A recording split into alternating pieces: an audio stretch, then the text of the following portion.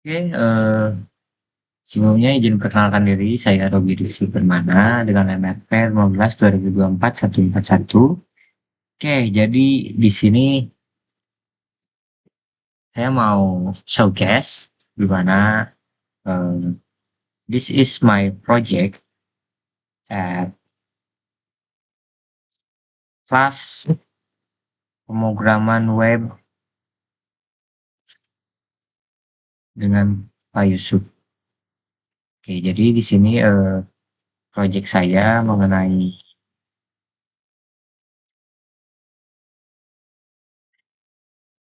lihat project saya mengenai jaringan di mana eh, ini sebuah aplikasi yang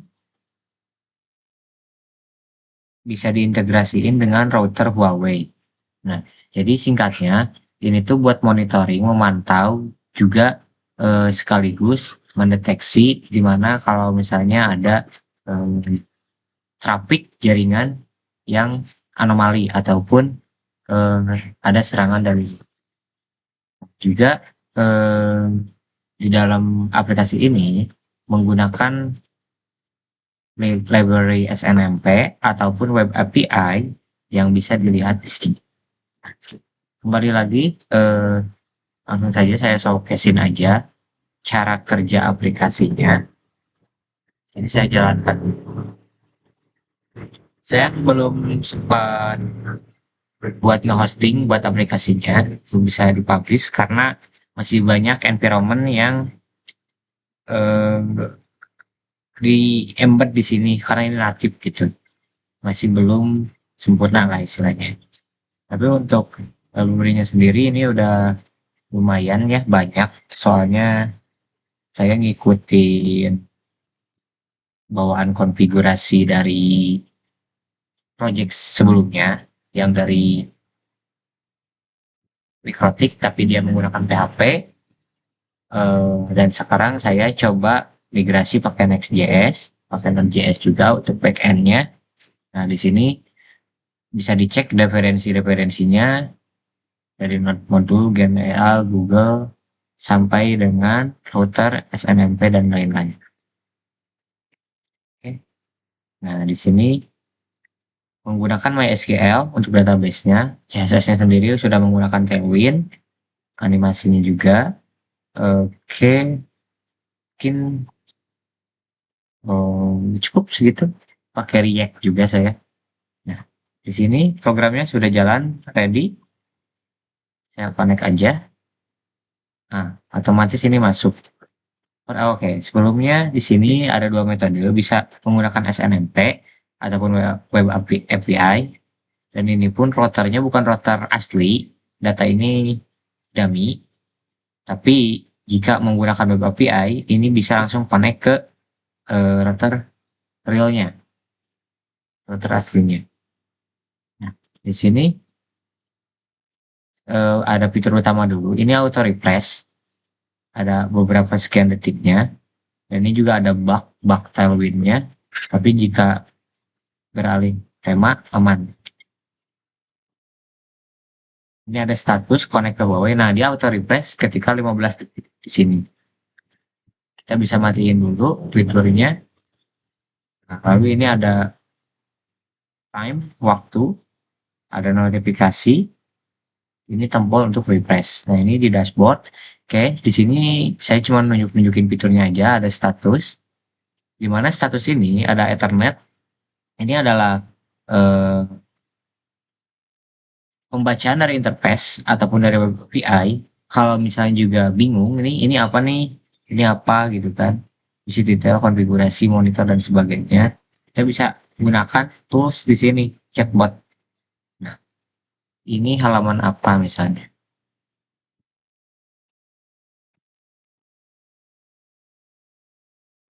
Nah, oke, dia perkenalan diri dulu, manajemen, local area network, spanning, protokol, membuat kontrol SNMP, simple network telepon.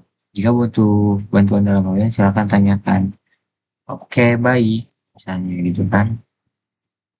Kondisi jaringan sekarang bagaimana? Nah, untuk mengetahui kondisi jaringan saat ini, kita dapat melakukan beberapa tindakan. Bisa ngeping, bisa ngapain gitu buat ke depannya.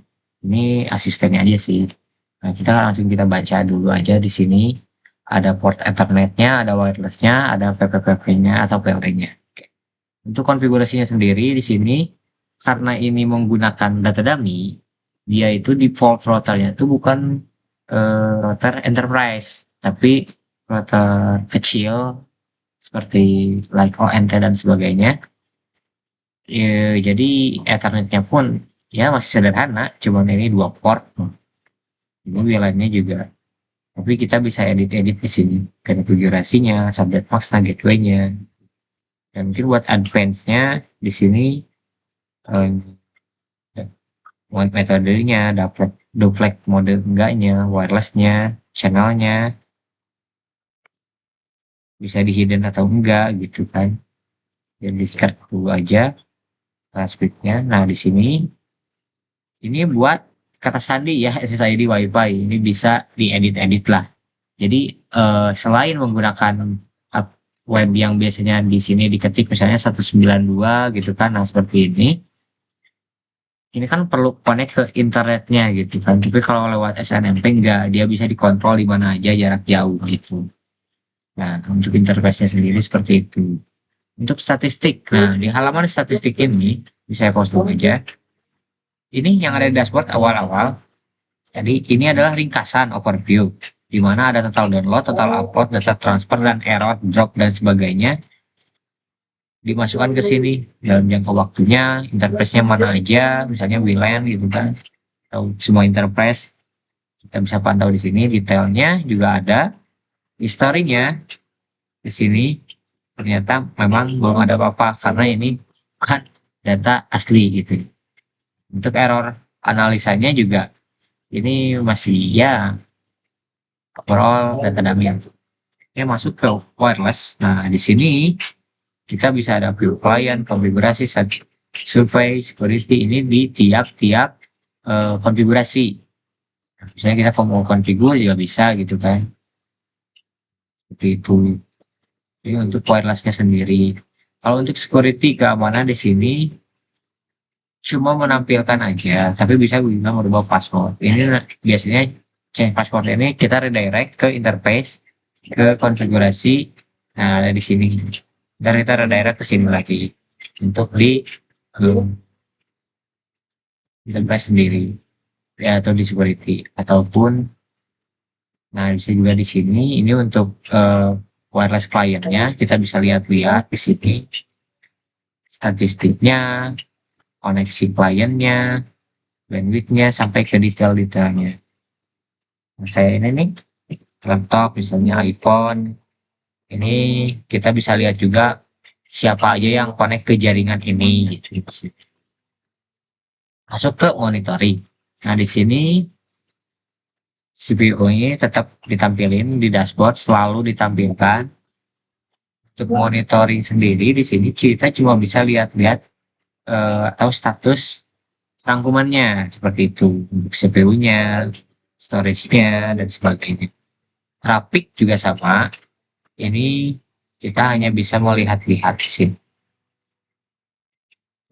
Sebentar, ini sepertinya karena ini di pause, kita refresh. Nah, langsung ke moving traffic. Nah, ini buat bandwidth sendiri. Animasinya ini karena pakai Tailwind, jadi ya lumayan bagus tuh.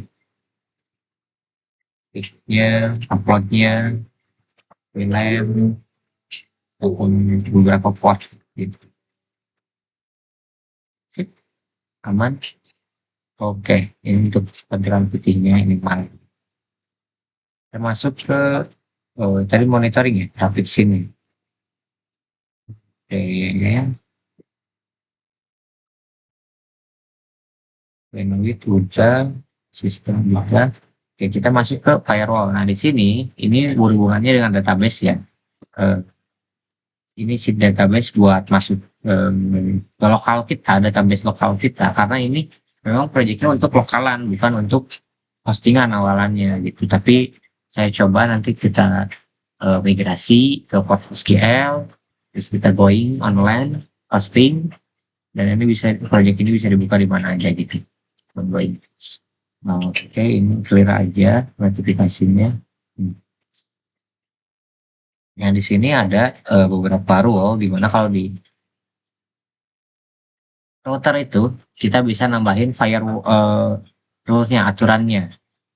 Nah, ini selain menginputkan data ataupun bertukar pakai API, kita konekin ke routernya, ini juga mencatat di database itu untuk istilahnya backup file gitu. Kalau ada apa-apa ya kita tinggal buka database, kita lihat, oh settingan sebelumnya role-nya kayak gini nih gitu kan, atau kayak gini nih, dia bisa masukin lagi kayak portnya, metodenya gitu kan, ini portnya, ini metodenya UDP, dan lain-lain. Nah, misalnya di sini kita juga mau nambahin bisa drop reject deh. CP masukin IP-nya, ininya joinnya kita 1.1.1.0 sip. Kita masukin portnya 80 seri. Nah, kita ganti dari blok dari package incoming. Nah, misalnya seperti ini, kita langsung enablein aja create role dan otomatis boom. Oke, sebentar. Role forward, sorry, reject, TCP, gitu deh. Nah, 92, 92.68.1.5/24.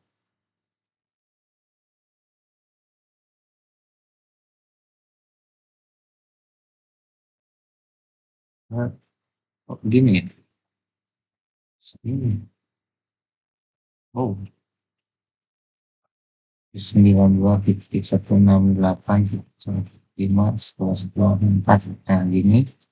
Portnya di 80. Oke, threshold. Nah, otomatis ada. Nah, ini dia. Role-nya juga forward input yang bisa di on off-in. Saya juga bisa edit. Nah, ini ada komennya. Oke, seperti itu aja untuk firewall-nya. Dan itu untuk event, security event ini cuma log aja buat notifikasi juga nanti ke sini kan tadi masuk.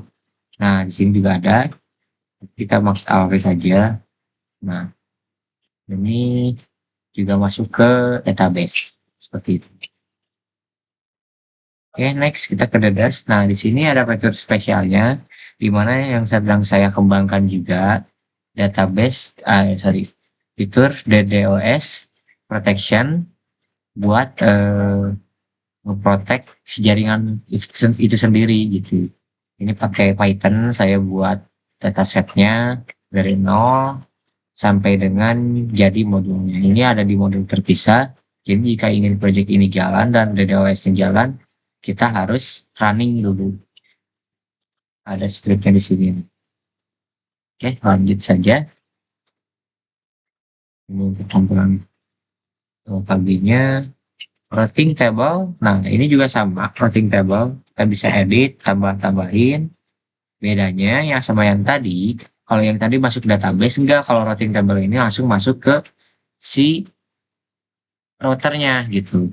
Pakai lewat SNMP ataupun enggak web API gitu. Ini juga buat statiknya bisa add juga, tambah-nambahin dan sebagainya. Ini ESC, SP Dynamic Root sama PPOE. Oke, di sini hanya menampilkan data ya PPOE. Konfigurasinya kita profiling, kita bisa nambah-nambahin. Sini masuk ke konfigurasi PPOE-nya, tentu saja. Nah, ini juga untuk